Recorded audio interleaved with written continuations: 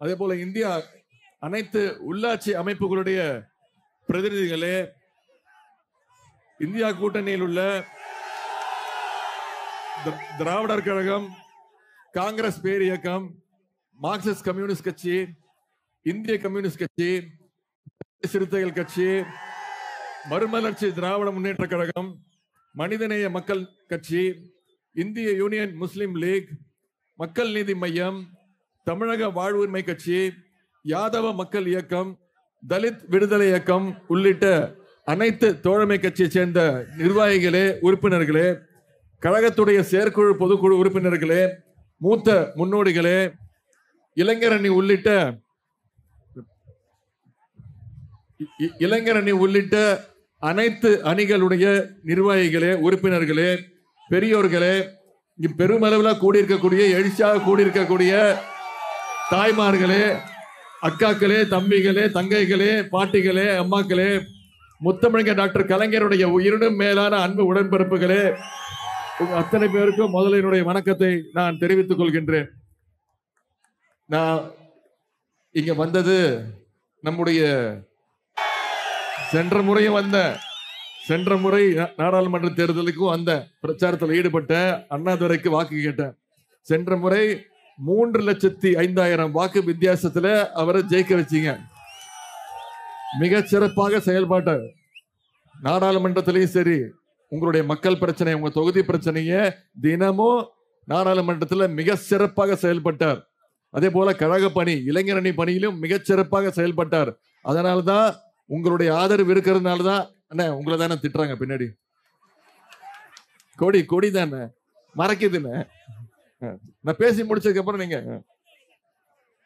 அதனாலதான் நம்முடைய தலைவர் அவர்கள் மீண்டும் நம்முடைய திரு அண்ணாதுரை அவர்களுக்கு அந்த வாய்ப்பை கொடுத்திருக்கிறார். சென்ற முறை 3,05,000 வாக்கு வித்தியாசம். இந்த முறை எவ்வளவு வாக்கு வித்தியாசத்தில் ஜெயிக்க வைப்பீங்க? அதெல்லாம் சும்மா சொல்லிட்டு போயிடுவீங்க, செஞ்சு காட்டுவீங்களா?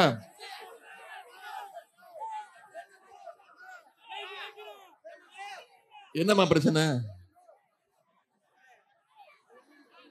தயவுசெய்து தள்ளாதீங்க. 5 நிமிஷம் நம்ம பேசிட்டு போயிடுறோமா? இந்த முறை உங்கள்கிட்ட ஒரு வேண்டுகோள் வைக்கிறேன். இந்த முறை குறைந்தது 4 லட்சம் வாக்கு வித்தியாசத்துல நம்முடைய அண்ணாதுரை அவர்களே வெற்றி பெற வச்சீங்கன்னா, அப்படி வெற்றி பெற வச்சீங்கன்னா நான் உங்களுக்கு வாக்குறுதி தரேன். மாசத்துக்கு 2 நாள் நான் திருவண்ணாமலையில வந்து தங்கி நாடாளுமன்ற உறுப்பினரோட சேர்ந்து முதலமைச்சர்கிட்ட எடுத்துட்டு போய் அனைத்து பிரச்சனைகளையும் நான் தீர்த்து வைக்கிறேன். இது நான் கொடுத்திருக்கக்கூடிய வாக்குறுதி. இப்போ நான் வாக்குறுதி கொடுத்துட்டேன், நீங்க வாக்குறுதி கொடுங்க. எந்த சின்னத்துல வாக்களிக்க போறீங்க? உதயசூரியன் சின்னத்துல வாக்களிச்சு ஏப்ரல் 19ஆம் தேதி வாக்கு எண்ணிக்கை, ஜூன் 4ஆம் தேதி வாக்கு, ஏப்ரல் 19ஆம் தேதி வாக்குப்பதிவு, ஜூன் 4ஆம் தேதி வாக்கு எண்ணிக்கை.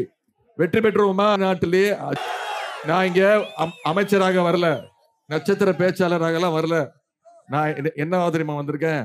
நான் திராவிட முன்னேற்ற கழகத்துடைய இளைஞர் அணியினுடன் இருந்தார். இளைஞர் அணிக்கு மாநில செயலாளருக்கு